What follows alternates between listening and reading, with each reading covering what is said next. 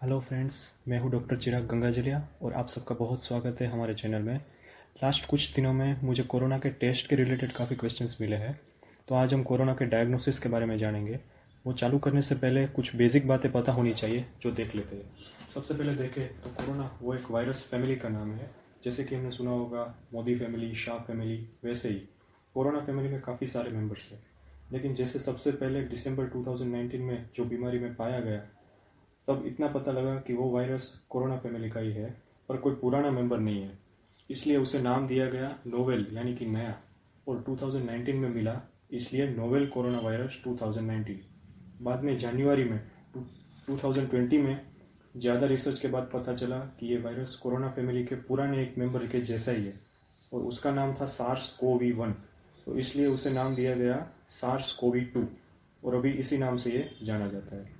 और इससे होने वाली बीमारी को नाम दिया कोविड-19, यानी 2019 में सबसे पहली बार होने वाली कोरोना की बीमारी।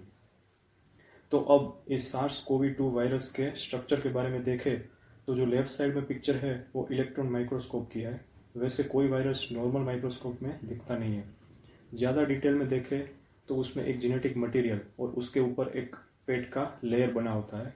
उसके बीच में ई प्रोटीन यानी कि एनवेलप प्रोटीन, एम यानी कि मेम्ब्रेन प्रोटीन, और सबसे बाहर एस प्रोटीन यानी कि स्पाइक प्रोटीन होता है। और यहाँ जेनेटिक मटेरियल जो रहता है वो आरएनए और न्यूक्लियोकैप्सिड प्रोटीन यानी एन प्रोटीन का बना होता है, जो यहाँ पे अंदर पिंक कलर में दिखाया हुआ है। अब थोड़ा जीन्स के बारे में देखें तो जीन्स सब ऑर्गेनिज्म के अलग अलग रहते हैं और बहुत ही स्पेसिफिक रहते हैं। उसमें या तो डीएनए यानी डीऑक्सी रिबोन्यूक्लिक एसिड, और या तो आरएनए यानी रिबोन्यूक्लिक एसिड, दो में से एक होता है, जो मेनली शुगर और फॉस्फेट से बनी एक चेन होती है, और उसमें लगे बेज लगे रहते हैं, जैसे कि यहाँ पिक्चर में दिखाया गया है। इसमें ज़्यादा डिटेल ना समझ आए तो कुछ नहीं, बस ज़रूरी इतना है कि हर एक जीव की बेस की जो सीक्वेंस रहती है, जो कोडिंग के रूप में आरएनए में ए सी जी यू या फिर डीएनए में ए सी जी और टी से बनती है, ऐसे बहुत सी लंबी चेन रहती है। अभी किसी जीव का बेस का सीक्वेंस हमें पता हो तो हम उसे पहचान सकते हैं, और इसी ट्रिक से सार्स कोवी 2 का हम पता लगाते हैं टेस्टिंग में। अब जब भी ये वायरस बॉडी में जाता है तो बॉडी अपनी इम्यूनिटी के लेवल के हिसाब से उससे लड़ती है, और लड़ने के लिए एक केमिकल बनाती है, उसे एंटीबॉडी कहते हैं। और ये एंटीबॉडी वायरस के साथ जुड़ जाती है, जो उसे ज़्यादा फैलने नहीं देती, और फिर कुछ केमिकल वहाँ पे आ जाते हैं और उसे मार देते हैं। ये पूरी प्रोसीजर वायरस के आने से एंटीबॉडी का बनना और वायरस का डिस्ट्रॉय होना बहुत ही कॉम्प्लेक्स है, लेकिन बहुत से स्टेप लगते हैं, लेकिन हमारे लिए सिर्फ इतना जानना जरूरी है। और हाँ, ये एंटीबॉडी बनने के लिए जो एंटीजन है यानी कि यहाँ पे वायरस, वो ब्लड में पहुँचना जरूरी है, तब एंटीबॉडी बनना शुरू होता है। ये एंटीबॉडी है वो इम्यूनोग्लोबुलिन नाम के प्रोटीन से बनती है, जिसे शॉर्ट फॉर्म में आईजी कहते हैं। बेसिकली इसमें दो हैवी चेन यहाँ पे जो पिंक कलर में है, और दो लाइट चेन जो यहाँ पे ग्रीन कलर में है, वो रहते हैं। नीचे का बड़ा सर्कल जो बताया है वो पार्ट सारे एंटीबॉडी में सेम रहते हैं, और उसे कांस्टेंट रीजन कहते हैं। ऊपर का जो छोटा सर्कल दिखाया है वो हर एक वायरस या बैक्टीरिया जिसके खिलाफ वो एंटीबॉडी बनी है उसके हिसाब से स्पेसिफिक रहता है और बदलता रहता है, उसे वेरिएबल रीजन कहते हैं। ये इम्यूनोग्लोबुलिन्स है और जनरली 5 प्रकार के रहते हैं: IgG, IgA, IgM, IgD, IgE। सबका अपना अलग अलग यूज़ है, अपना अलग अलग कार्य है बॉडी में। वो हमें ज़्यादा डिटेल में जानने की अभी ज़रूरत नहीं है, लेकिन कोई भी इन्फेक्शन हमें लगता है तो ज़्यादा से ज़्यादा 2 वीक के अंदर हमारे बॉडी में एंटीबॉडी बनना शुरू हो जाता है, जो IgM प्रकार का होता है। फिर आगे जाते जाते IgG बनने लगता है। जैसे जैसे IgG का लेवल बढ़ने लगता है वैसे IgM का लेवल कम होता जाता है। IgM 2 वीक से लेकर 3 महीने तक रह सकता है, और IgG कई बार तो पूरी ज़िंदगी भर बना हुआ पड़ा रहता है बॉडी में। ये सब अलग अलग इन्फेक्शंस में अलग अलग तरह से रहता है।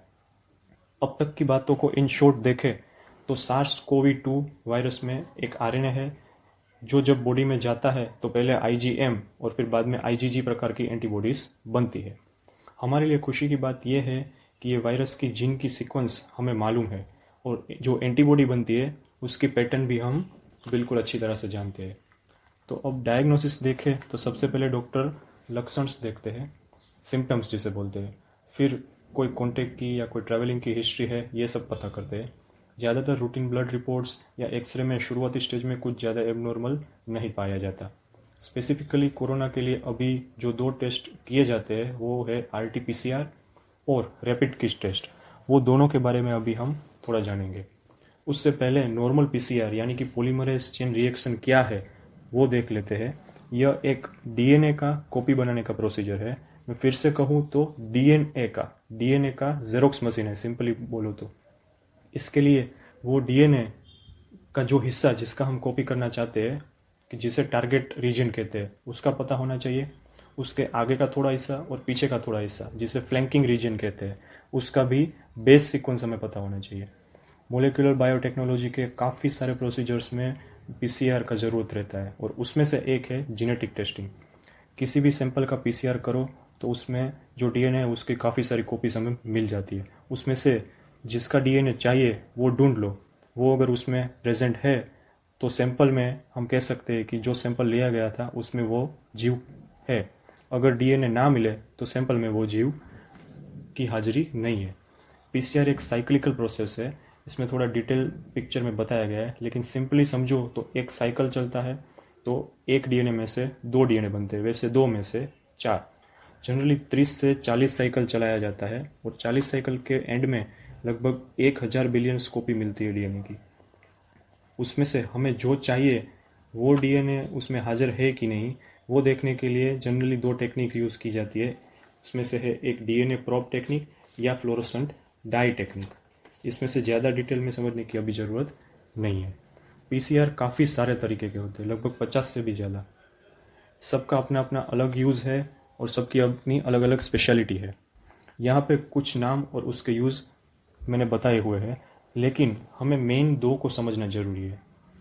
RT-PCR यानी रियल टाइम PCR, इसे क्वांटिटेटिव PCR भी कहते हैं। इसका मेन एक बेनिफिट ये है कि इससे मिलने वाले रिजल्ट में ये क्वांटिटी भी बताता है, जो भी DNA मिलता है उसका अमाउंट कितना है। और दूसरी एक चीज़, इसको रियल टाइम यानी कभी भी प्रोसीजर के बीच में भी रोका जा सकता है। ज़्यादातर बाकी PCR है वो साइकिल्स के बीच में रोके नहीं जा सकते। और दूसरा एक है रिवर्स ट्रांसक्रिप्शन PCR। उसका उपयोग RNA के लिए होता है। मैंने पहले बताया था जैसे नॉर्मल PCR है वो DNA की कॉपी बनाता है, RNA की नहीं। लेकिन ये रिवर्स ट्रांसक्रिप्शन PCR है, इसमें नॉर्मल PCR से एक स्टेप ज़्यादा लगता है। पहले स्टेप में RNA में से DNA बनाया जाता है और फिर वो DNA को आगे नॉर्मल PCR की तरह कॉपी किया जाता है। तो अभी हम कोरोना के रिलेटेड देखें, उसमें RNA है तो पहले हमें रिवर्स ट्रांसक्रिप्शन करके उसको DNA बनाते हैं और उसके बाद में उसका RT-PCR रियल टाइम PCR करते हैं। फिर देखते हैं उसमें कोरोना का जीन है या नहीं है, अगर है तो कितने अमाउंट में है। ऐसे ही जीन को डिटेक्ट करने के लिए एक दूसरी टेक्निक भी है, उसमें से उसे CB NAT यानी cartridge based nucleic acid amplification test का कहते हैं। अभी इंडिया में ये टेक्निक ज़्यादातर TB के जीन को डिटेक्ट करने के लिए अवेलेबल है। बाकी कोई कोई फॉरेन कंट्रीज़ में अलग अलग बैक्टीरिया या वायरस के लिए भी अवेलेबल है। ये टेक्निक बहुत ही फास्ट, एक्यूरेट और PCR से काफ़ी लो कॉस्ट है। कोरोना का जीन के लिए भी डिटेक्ट करने के लिए CB NAT विकसाई जा सकती है और शायद फ्यूचर में हमें ये मिल सकता है। अभी रैपिड किट टेस्ट का देखें तो उसका किट का पिक्चर इस यहाँ मैंने दिखाया हुआ है, उसके जैसा रहता है, जिसमें नीचे जो S और B बताया है वैसे 2 खड्डे और ऊपर का एक इंडिकेटर रीजन रहता है। वहाँ पे C, IgG और IgM ऐसा लिखा हुआ रहता है, वहाँ पे रिजल्ट्स दिखते हैं। ये टेस्ट PCR से बिल्कुल विपरीत है। PCR है वो वायरस का जीन डिटेक्ट करता है, जबकि यहाँ पे बॉडी ने बनाई हुई एंटीबॉडी को डिटेक्ट किया जाता है।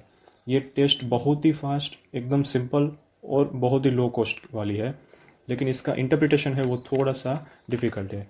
ये टेस्ट कोई भी घर पर अपने आप जैसे शुगर मेज़र करते हैं वैसे कर सकता है। जहाँ B लिखा है वहाँ पे बफर सॉल्यूशन के 2 ड्रॉप्स डालने होते हैं जो कि किट के साथ दिया जाता है। जहाँ S लिखा है वहाँ पे ब्लड जनरली 10 माइक्रोलीटर, ज़्यादातर लेबोरेटरीज में सीरम या प्लाज्मा को यूज़ करते हैं जिससे थोड़ी एक्यूरेसी बढ़ती है। बस इतना करके 10 से 15 मिनट वेट करना है, फिर ऊपर के इंडिकेटर रीजन्स में हमें रिजल्ट देखना रहता है। सबसे पहले C को देखना है, उसके सामने मार्क आना ही चाहिए, वो एक कंट्रोल के लिए है। अगर C के सामने कोई मार्क नहीं मिलता तो टेस्ट बराबर नहीं की गई है या तो टेस्ट की किट एक्सपायर हो गई है और इस टेस्ट को इनवैलिड कहा जाता है। अब पॉसिबिलिटीज़ देखें तो C के सिवा कोई मार्क अगर नहीं मिलता तो वो सैंपल में कोरोना के खिलाफ कोई भी एंटीबॉडी नहीं है। और अगर एम या जी के सामने जिसके सामने मार्क मिलता है तो वो सेम हम IgM या IgG प्रकार की एंटीबॉडी वो सैंपल में प्रेजेंट है ऐसा हम बता सकते हैं। दोनों टेस्ट को एक साथ देखें तो RT-PCR में 4 से 5 घंटे लगते हैं, जबकि रैपिड किट में 10 से 15 मिनट लगते हैं। RT-PCR वायरस का जीन डिटेक्ट करता है, इसलिए सैंपल ऐसी जगह से लेना पड़ता है जिसमें वायरस हाजिर हो, ज़्यादातर नाक के सिक्रेशंस, ओरोफेरिंजियल स्वैब, स्पूटम या ब्रोंकियल वॉसिंग्स वगैरह वगैरह। सैंपल में सीधा वायरस ही है, इसलिए उसको हैंडल करने के लिए स्पेशल लेबोरेटरीज और हाई लेवल के सेफ्टी प्रिकॉशंस और वेल ट्रेन स्टाफ चाहिए। ये सबसे इस टेस्ट का कॉस्ट बहुत बढ़ जाता है। जबकि रैपिड किट टेस्ट है वो सिर्फ एंटीबॉडी को डिटेक्ट करती है, इसलिए सिर्फ ब्लड की ज़रूरत रहती है सैंपल के लिए। और प्रोसीजर बहुत ही सिंपल है, इसलिए बहुत ज़्यादा हाई लेवल सेफ्टी मेजर्स या इंफ्रास्ट्रक्चर की ज़रूरत नहीं रहती। इससे टेस्ट का कॉस्ट काफ़ी कम हो जाता है। लेकिन रैपिड किट सिर्फ एंटीबॉडी को डिटेक्ट करता है, तो वो पॉजिटिव आता है तो बॉडी में उस टाइम पर वायरस है या नहीं है वो डिटेक्ट करने के लिए RT-PCR से कंफर्म करना बहुत ही ज़रूरी हो जाता है। RT-PCR का रिजल्ट में पॉजिटिव या नेगेटिव आता है, मीन्स दिए गए सैंपल में कोरोना का जीन है या नहीं है, इतना हम बोल सकते हैं। कई कंट्रीज में अलग से पॉजिटिव रिजल्ट के साथ में वायरस का लोड भी लिख के देते हैं कि वायरस का अमाउंट कितना है। रैपिड किट टेस्ट में इंडिविजुअल रिजल्ट मिलता है कि IgG या IgM पॉजिटिव या नेगेटिव, जो भी पॉजिटिव है वो एंटीबॉडी बॉडी में प्रेजेंट है, ऐसा हम बोल सकते हैं। रिजल्ट में कई बार फॉल्स रिजल्ट भी देखने को मिलते हैं। कई बार बॉडी में वायरस हो लेकिन सैंपल ऐसे लिया गया हो कि उसमें आया ना हो, या बहुत ही कम मात्रा में वायरस प्रेजेंट हो, तो रिजल्ट कई बार नेगेटिव मिल सकता है। कई बार बॉडी में वायरस ना हो लेकिन सैंपल बाहर से कहीं से वायरस लग गया हो सैंपल में, तो रिजल्ट पॉजिटिव मिलता है, जो कि ऐसा बहुत रेयर चांसेस है। जबकि रैपिड किट टेस्ट में बहुत शुरुआती इन्फेक्शन हो, जबकि बॉडी में एंटीबॉडी बनना शुरू ही ना हुआ हो, तो रिजल्ट नेगेटिव मिल सकता है। और ऐसी कंडीशन में जिसमें बॉडी में वायरस लगा ना हो फिर भी एंटीबॉडी हाजिर हो, तो रिजल्ट कई बार पॉजिटिव मिल जाता है। लेकिन एक इम्पोर्टेंट बात है जो मैं बताना चाहूँगा, SARS-CoV-1 का इन्फेक्शन। फिर से मैं बताता हूँ, SARS-CoV-2 अभी वाला कोरोना वायरस नहीं, लेकिन SARS-CoV-1 का इन्फेक्शन अगर किसी को पहले लगा हो और वो बच गया हो, तो उसकी बॉडी में SARS-CoV-1 के खिलाफ एंटीबॉडी बनी चुकी रहती है। और ये एंटीबॉडी है वो बिल्कुल SARS-CoV-2 के खिलाफ बनने वाली एंटीबॉडी के जैसी ही है, जो कि पॉजिटिव रिजल्ट्स दे सकती है, जिसे क्रॉस रिएक्टिंग एंटीबॉडी कहते हैं, जो कोविड-19 के ना होते हुए भी रैपिड किट का रिजल्ट पॉजिटिव मिलता है। सो कोई भी टेस्ट यहाँ पे 100% एक्यूरेट नहीं है। RT-PCR पॉजिटिव है उसका मतलब आपके शरीर में SARS-CoV-2 वायरस का जीन है, मतलब आप दूसरों को वो वायरस लगा सकते हो। रैपिड किट पॉजिटिव है उसका मतलब एंटीबॉडी आपके बॉडी में बन चुके हैं, तब चाहे वो वायरस आपकी बॉडी में हाजिर हो या ना हो। सो दोनों में से कोई भी टेस्ट पॉजिटिव आने का मतलब ये नहीं है कि आपको कोविड-19 बीमारी हो गई है। फिर से, कोई भी टेस्ट पॉजिटिव आए उसका मतलब आपको कोविड-19 बीमारी हो गई है, ऐसा बिल्कुल नहीं है। कई बार वायरस हाजिर हो या एंटीबॉडी हाजिर हो लेकिन बीमारी या लक्षण बिल्कुल नहीं हो, ऐसा भी होता है। ज़्यादातर यंग, हेल्दी और बराबर इम्यूनिटी वाले लोगों में RT-PCR और रैपिड किट दोनों पॉजिटिव मिलते हैं, लेकिन कभी कोई लक्षण नहीं दिखता, मतलब वायरस बॉडी को लग गया है और बॉडी ने प्रोटेक्शन के लिए अपनी एंटीबॉडी भी बना ली है। यहाँ पे कोई स्पेसिफिक ट्रीटमेंट की भी ज़रूरत नहीं होती, बस जब तक RT-PCR नेगेटिव ना हो जाए तब तक उन्हें दूसरों से अलग रहना पड़ता है, ताकि कि वो वायरस दूसरों को ना लगे। ऐसे ट्रीटमेंट के लिए क्लिनिकल नॉलेज, लेबोरेटरी रिपोर्ट सब कुछ मिला के डिसीजंस लिए जाते हैं। तो इसके बारे में हम नेक्स्ट वीडियो में बात करेंगे। तो बस आज के लिए इतना ही फ्रेंड्स। आपको अच्छा लगा हो तो सब्सक्राइब, शेयर या लाइक ज़रूर करें। आपके फीडबैक्स या सजेशंस हमें ज़रूर भेजें, और कोई भी हेल्थ रिलेटेड क्वेरी है तो आप हमें पूछ सकते हैं। तब तक के लिए thank you so much, good bye, think less, do more and be happy for being healthy.